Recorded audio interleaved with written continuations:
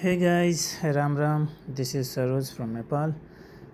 This is day 5 in gym.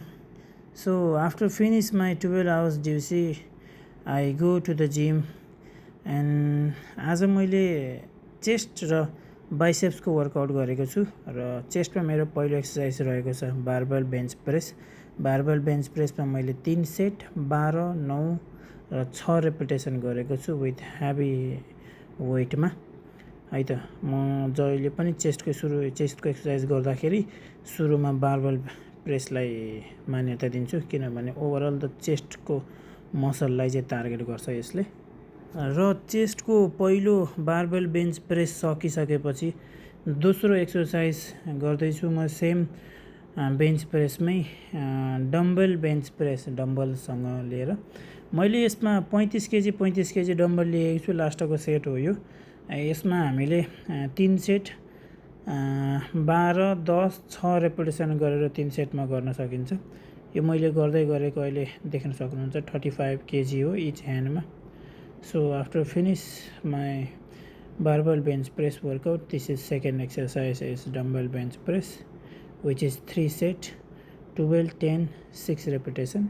र म सधैँ नै भन्ने गरिरहेको छु, कुनै पनि एक्सर्साइज गर्दाखेरि इगो लिफ्टिङ नगर्नु होला हैन। आफ्नो स्ट्रेन्थ अनुसार आफ्नो स्ट्रेन्थ अकर्डिङको वेटलाई चुज गर्नु होला। यहाँ म त गर्न सक्छु 500 रेपिटेसन मैले निकालेको छु 35 केजीमा, त्यही भएर गर्दछु। र कोही सपोर्टर साथी हुनुहुन्छ भने साथीसँग सपोर्टरसँग गर्दा राम्रो। मसँग चाहिँ कोही सपोर्टर हुनुहुन्न जिममा, म नयाँ हुँ जिममा र एक्लै छु, तर पनि हेभी सेट गर्ने ट्राई गर्दैछु गाइस है।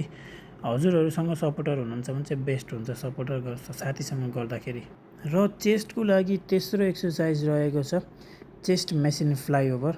यसमा पनि हामीले 3 सेट 15, 12, 10 रेपिटेसन विथ हेभी वेटमा गर्न सक्यो। यसले चाहिँ तपाईँको ओभरअल जति पनि चेस्टको लाइनहरू छ, इन्नर चेस्ट छ, अप्पर चेस्ट छ, त्यसलाई डेभलप गर्नको लागि एकदम धेरै मद्दत गर्छ। जहिले पनि यो ब्याकमा यसरी गर्दाखेरि चाहिँ तपाईँको जुन लोअर ब्याक छ, लोअर ब्याकमा आर्च बनाउनु होला। जुनै पनि चेस्टको एक्सर्साइज गर्दाखेरि चाहिँ लोअर ब्याकमा आर्च भयो भने तपाईँको जति पनि ताकतहरू छ, जति पनि फोकसहरू छ, त्यो चाहिँ आफ्नो मेन चेस्टमा पर्न जान्छ र त्यसकारण सोल्डरमा पर्दैन र चेस्ट डेभलप हुनलाई मद्दत गर्छ। र चेस्टमा तेस्रो एक्सर्साइज सकिसकेपछि चेस्टमा अब चौथो यानि कि लास्ट एक्सर्साइज रहेको छ डम्बल पुल ओभर। यसरी मैले 25 केजीको डम्बल लिएको छु। यसरी पनि हजुरले आफ्नो स्ट्रेन्थ अकर्डिङको तपाईँको वेट लिएर चाहिँ गर्न सक्नुहुन्छ।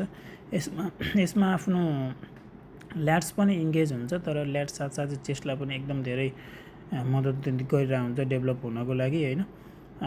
यो चाहिँ तपाईँको डम्बल पुल ओभर जति सक्दो स्लो मोसनमा गर्नुभयो भने त्यति राम्रो चेस्टमा इम्प्याक्ट आउँछ हैन। धेरै तल जाने काम छैन, धेरै तल जानु भने तपाईँको सोल्डर डेल्टामा लाग्छ, त्यही भएर ठिक्क जाने हैन। आफू जतिसम्म तल ढल्केको छ नि त्यतिसम्म मात्रै लाने आफ्नो कन्ट्रोलले, अनि सिधा माथि ल्याउँदाखेरि चेस्टको लोअर चेस्टको बिचमा ल्याएर रोक्ने हैन। यसले पनि तपाईँको चेस्टलाई ग्रो गर्नको लागि एकदम धेरै मद्दत गर्दछ गाइस। साथै चेस्टको 4वटा एक्सर्साइज सकेपछि अब बाइसेप्स एक्सर्साइजमा पहिलो एक्सर्साइज रहेको छ स्ट्यान्डिङ इजी बार कर्ल है, इजी बारबेल कर्ल छ। यसमा पनि मैले 3 सेट लगाएको छु। 3 सेटमा 12, पहिलो सेट भनेको 12, दोस्रो सेट भनेको 10 र तेस्रो सेट भनेको पनि 10 रेपिटेसन लगाएर मैले यो वर्कआउट बाइसेप्सको पहिलो एक्सर्साइज सकेको छु स्ट्यान्डिङ बारबेल कर्ल। यसमा अब ज्यादा आफ्नो कन्ट्रोल हिसाबले हैन, आफ्नो स्ट्रेन्थ हिसाबकै चुज गर्नु होला वेट चाहिँ। र बाइसेप्सको लागि अर्को एक्सर्साइज रहेको छ इन्क्लाइन डम्बेल कर्ल। यो पनि मैले 3 सेट 12, 10, 10 रेपिटेसन गरेको छु। जति सक्दो स्लो मोसन रेन्ज अफ मोसनमा गर्नु होला। तल लाँदाखेरि स्लोलीसँग लाने, डम्बललाई स्लोली तल झार्ने अनि स्ट्रेचिङ गर्ने हैन। माथि ल्याउँदाखेरि पनि आफ्नो बाइसेप्सलाई फुल स्ट्रेचिङ गरेर चाहिँ यो एक्सर्साइज गर्न सक्नुहुनेछ। यो एक्सर्साइज पनि वान अफ द बेस्ट नै भनिन्छ। तपाईँको स्ट्यान्डिङ बारबेल कर्ल, पिचर कर्लदेखि लिएर तेस्रोमा यो एक्सर्साइज बाइसेप्स ग्रो गर्नको लागि, छिटो बाइसेप्स ग्रो गर्नको लागि एकदम मद्दत गर्दछ यो एक्सर्साइजले। स्पेसली लङ हेड, जुन यसको लङ हेड हुन्छ बाइसेप्सको, लङ हेडको लागि यो एकदम इम्पोर्टेन्ट छ गाइस। र बाइसेपमा तेस्रो एक्सर्साइज रहेको छ केबल कर्ल। केबल कर्लमा पनि मैले 3 सेट लगाएको छु विथ हेभी वेट। 3 सेटमा पहिलो सेटमा रहेको छ 15, दोस्रो सेटमा 12 र तेस्रो सेटमा रहेको छ 10 रेपिटेसन। यसमा पनि ज्यादा जर्किन नगरिकन चाहिँ होइन, सिधा उभिएर चाहिँ आफ्नो स्ट्रेन्थ अनुसारको हेभी वेट लिएर मजाले एक्सर्साइज गर्न सकिन्छ। यसले पनि तपाईँको ओभरअल बाइसेप्सको लागि एकदम धेरै महत्त्वपूर्ण रोल खेल्दछ गाइस। र चौथो एक्सर्साइज रहेको छ बाइसेप्सकै हो, यो पनि जुन फोरआर्म्स भागमा हुन्छ, स्प्याक्चुअल भनिन्छ यसलाई होइन, केबल रिभर्स कर्ल। यसमा पनि मैले 3 सेट गरेको छु, 15, 12, 10। क्वाइट हेभी युज गर्नु होला, अलिकति हेभी नै भयो भने जति सक्दो यसमा हेभी राख्न सक्नुभयो। स्लो मोसन गरेर त्यति तपाईँको लङ हेड, बाइसेप्सको लङ हेड र जुन हाम्रो यो फोरआर्म्समा माथिको भागपट्टि छ त्यो फोरआर्म्सको लागि डेभलप गर्नको लागि एकदम मद्दत गर्छ यो एक्सर्साइजले। र बाइसेप्सको लागि लास्ट एक्सर्साइज रहेको छ one of the best biceps exercise, hammer curl with dumbbell.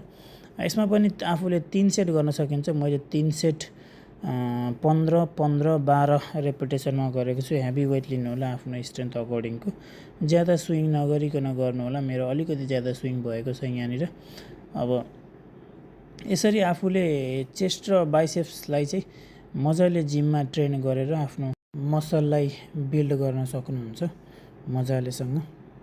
र चेस्ट र बाइसेप्सको दुवै एक्सर्साइज सकेपछि म लास्टमा फिनिसर एक्सर्साइज गर्न गइरहेको छु, जुन चाहिँ घरमै बसिकन पनि गर्न सकिन्छ, जिममा पनि गर्न सकिन्छ, जतै पनि गर्न सकिन्छ, विच इज कल्ड पुसअप है त। यो चाहिँ फिनिसर एक्सर्साइज हो। पुसअप ज्यादा अब पुरै एक्सर्साइज गरिसकेपछि पुरै थाकिएको हुन्छ होइन, तर पनि जति सक्दो रेपिटेसन लास्टमा पुसअप निकाल्न सक्नुहुन्छ। चेस्ट र बाइसेप्सको दिन अनि ट्राइसेप्सको दिन, सोल्डरको दिन लास्टमा पुसअपले फिनिसर गर्न सक्नुहुन्छ। अनि तपाईँले आफ्नो पम्पिङ चेक गर्न सक्नुहुन्छ है त गाइस मजाले। मैले चाहिँ यो लास्टमा पुसअप गरेर 17 रेपिटेसन निकालेको छु यसमा मस्तसँगले।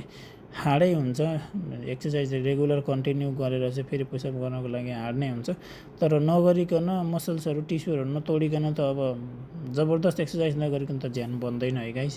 र लास्टमा चाहिँ अलिकति खत्रै पम्प आयो जस्तो लाग्यो मलाई, त्यही भएर अलिकति आफ्नो पोजिङहरू पनि इम्प्रुभ गर्दैछु स्ट्रेचिङ गरेर होइन, बडीहरू स्ट्रेचिङ गरेर। आज बाइसेप्स र चेस्ट एक्सर्साइज भएको कारणले चाहिँ मैले साइड चेस्ट पोज दिएँ, साइड चेस्ट प्लस बाइसेप्सको पोज दिएको छु है। यसरी नै फलो गर्नुहोला, सब्सक्राइब गर्नुहोला च्यानललाई, कमेन्ट गर्नुहोला के कस्तो लाग्यो भिडियो, लाइक कमेन्ट गर्नुहोला, सेयर गर्नुहोला है त। के कस्तो लाग्यो, केही सुझावहरू दिन चाहनुहुन्छ भने कमेन्ट गर्नुहोला। आगामी दिनहरूमा कस्तो खालको भिडियो र यानि कस्तो खालको त भन्ने होइन, जिम रिलेटेड नै हो, फिटनेस रिलेटेड नै, कुन पार्ट्समा एक्सर्साइज गरेको भिडियोहरू तपाईँहरू देख्न रुचाउनुहुन्छ होइन, कमेन्ट गर्न सक्नुहुन्छ। बाइसेप्स पोज देख्नु होला, ग्रो हुँदैछ, बिस्तारै ग्रो हुँदैछ होइन, कन्टिन्यू गर्नु होला। Follow for more guys, have a nice day.